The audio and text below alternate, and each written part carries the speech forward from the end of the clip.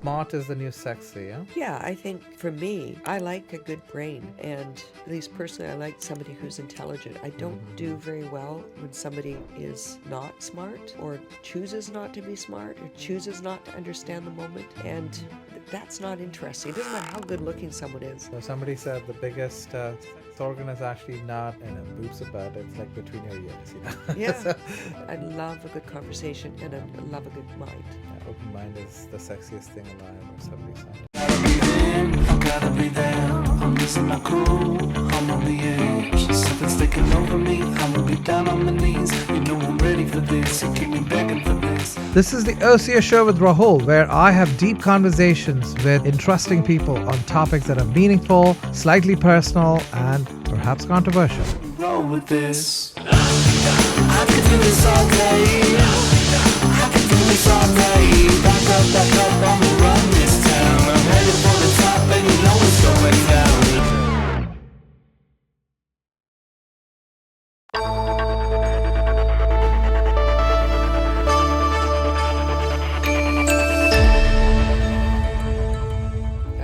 Born into a white family, and my mother had gone to Hawaii. You were born in Vancouver? I was born in Winnipeg, Manitoba, and my mother was married to a Scotsman, and they had gone to Hawaii on vacation. And they had my 3 older sisters, and my father, back in the 60s, said, I'm going to go back, and why don't you stay in Hawaii, to my mom. And then they said to the pianist at the Hilton Hawaiian Village. I used to go there every year. Oh, to the Hilton Hawaiian Village? Because we had a conference in Jan for telecom something, so I used to, Okay, so you know the resort? Yeah, the Rainbow Tower and a bunch of Yes. towers, yeah. Yes, so he stayed in the lead, and he was one of the lead performers at the Hilton. And he had his big band on Sundays. He played in a bar on the weeknights and with the piano where people would sit around. So my father and mother would sit there, and he said to the pianist, Bernie, he said, look after my wife. And as my mother said, he did. So she went back to Winnipeg with a Scottish father and 3 blonde sisters and was pregnant with me. And my father is a radiologist and an internist, was working in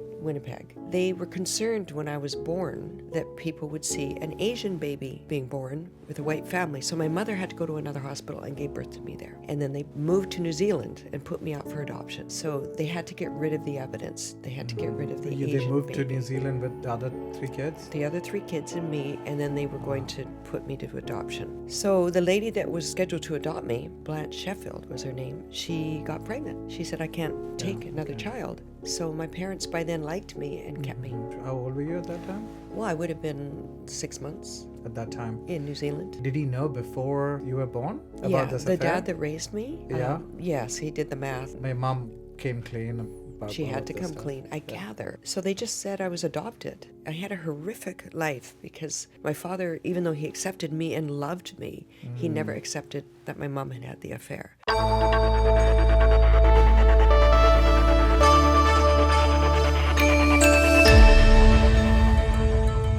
Did you meet your biological father? I did. You've been to the Hilton and you know the singer Don Ho? There were tiny bubbles in the wine. Do you know that? No, I don't. When my parents would fight, he'd always mention this Don Ho, and he was a well-known Hawaiian singer. And I thought Don Ho was my father. When I was 17, I found out my father's first name was Bernie, and it wasn't Don Ho. So all my life, I thought Don Ho was my father because they would use it as a reference. But your father didn't know as well? No, my mother called him, my biological father, she called him and said that she was pregnant and it was a boy and it was stillborn. So he never knew I existed.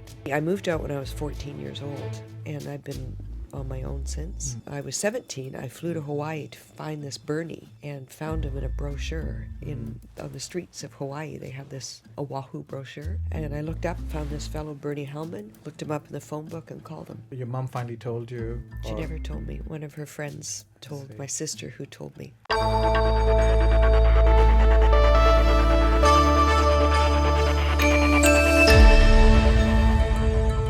Other than being strict and no sugar, what are your parenting philosophies? Be what you want your children to be. So that was Mahatma Gandhi said, be what you role want. model. Yes. And so I was calm. Hopefully they're calm, and they are. I never gossiped about people. I wouldn't talk about people behind their backs. My kids are very strict not to do that. Somebody was telling me like your kids learn more from who you are than what you tell them. True. I agree completely.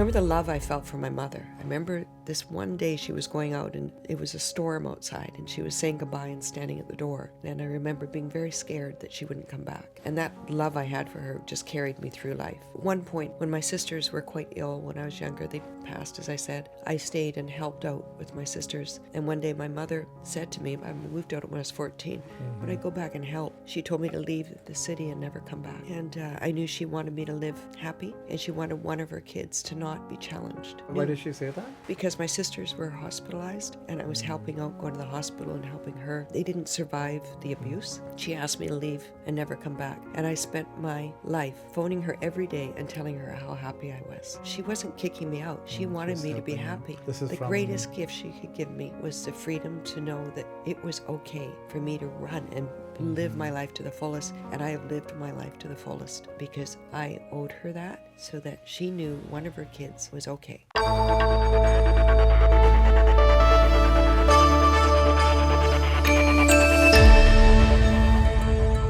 I always had a personal question about these Real Housewives things. How much of that is actually true? What actually you script? Because reality TV is not fully reality TV. It wasn't scripted. I mean, you know what you're gonna do on that day off. We don't know how it's going to come out. You have a rough sketch. Okay, today you're gonna go to watch, having a brunch. Or yes, today we're going to go on a boat for brunch. Okay. But we don't know what's going to happen. You don't know what you're gonna talk about. Maybe you know who's gonna be No, bitchy you to don't you. know. You don't know. You know you have to deliver, though. You can't sit there and just... You can't be like, just give me another scotch, right? You have to be... You have to be engaging. Is there a rule on X minutes of airtime per guest? Or like, can somebody hog the limelight of that? They try to. But then somebody can talk them down, or... I mean, it is a little bit of a dog-eat-dog and fighting in the background see. of who gets the most airtime. Because in some of these Hollywood contracts, I've heard that there are lead actors and actresses who negotiate X minutes of airtime. But this is reality, and when we started it, we weren't well known, so you don't have that negotiating tool. What is the biggest misconception about the Real Housewives series, in your opinion? All the viewpoints on it of the cattiness and all that is real. That's Bunch what of sells. Powerful women in there, or like beautiful women, and then it becomes catty. It becomes catty. The drinks are there. Everything is set up to just harness that energy, huh? Yeah.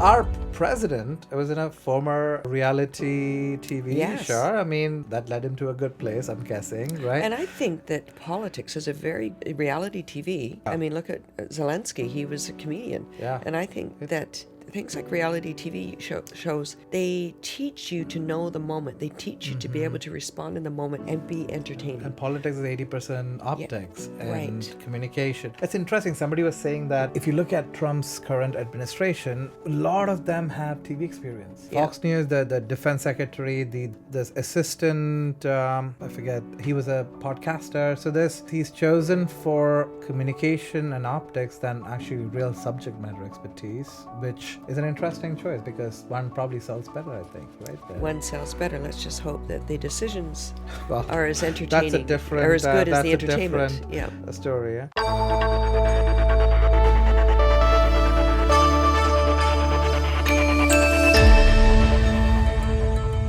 What are some lessons that you've learned from reality TV? I don't mind doing reality TV because I'm happy with who I am. If you don't like who you are, don't do reality TV. Because when you watch yourself or you get reviews, you better be willing to face some of the truths about yourself. That was something I learned. Make sure I'm happy who I am and never ask to retake something. Be in the moment and don't... You could have a certain angle that you don't like, or... Yeah, but just be who you are. Like if you're happy, like us in conversation, and you don't there's want no someone coming retakes. back and saying, take that away.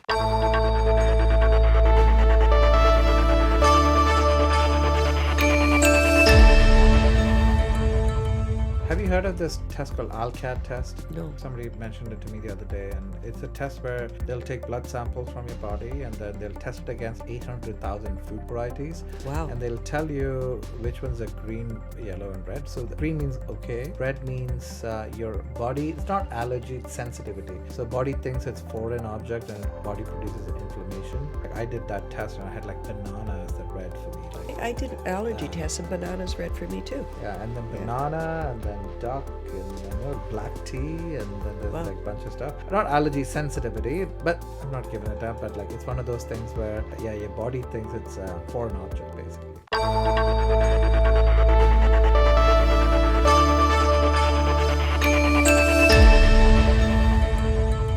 If you want kids, if you want to have a lifestyle, then think about how you're going to make money.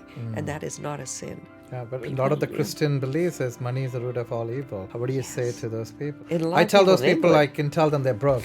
They tell me money is the root of all evil. It is. Money is, it's interesting. You have some means, probably Yeah. more than the average, and it changes other people. It doesn't change me, but You've it does seen people change. change around you, right? Because Yeah. you can always increase your means. I mean, I tell people I can always go to Vegas and really spend a few $1 million a night. It's If you like- do, I'll go right? with you.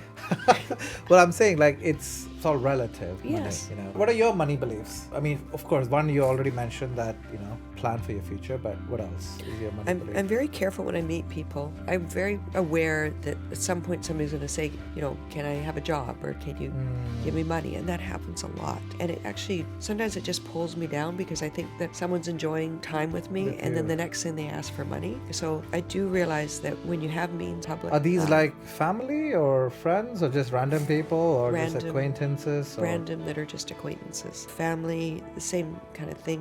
But you just be very careful. And I read about this about couple, people who've been Powerball. Suddenly they have so many new friends and family who are calling upon them. Huh?